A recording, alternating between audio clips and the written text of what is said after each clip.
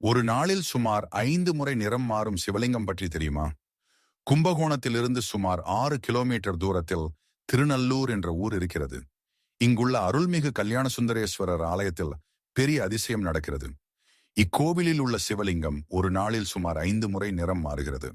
அதனால்தான் இவருக்கு பஞ்சவர்ணேஸ்வரன் என்ற பெயர் வந்தது. ஆராய்ச்சியாளர்களால் கூட இங்குள்ள சிவலிங்கம் எந்த கல்லால் ஆனது என்று இதுவரை சரியாக கண்டுபிடிக்க முடியவில்லை.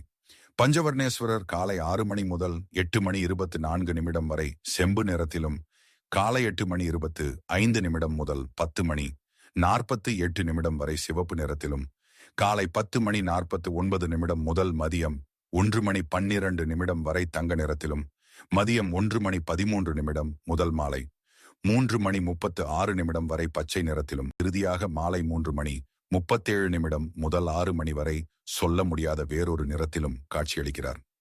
சிவபெருமான் பார்வதி தேவியை திருமணம் செய்தபோது தேவர்கள், முனிவர்கள் என எல்லோரும் வடதிசையில் உள்ள கைலாயத்தில் கூடினர். இதனால் வடதிசைக்கு மட்டும் அதிக பாரம் ஏற்பட்டது. உலகத்தை சமப்படுத்த சிவபெருமான் அகத்திய முனிவரை தென் திசைக்கு செல்லும்படி அனுப்பினார். அப்படி அகத்தியர் வந்த இடம்தான் இந்த திருநல்லூர். திருமணம் நடக்கும் காட்சியை காண முடியவில்லையே என்று அகத்தியர் வருந்தினார். அவருக்காக சிவபெருமான் இந்த திருநல்லூரிலேயே கல்யாண கோலத்தில் அகத்தியருக்கு காட்சியளித்தார். அப்போது அகத்தியர் அங்கே ஒரு சிவலிங்கத்தை ஸ்தாபித்தார்.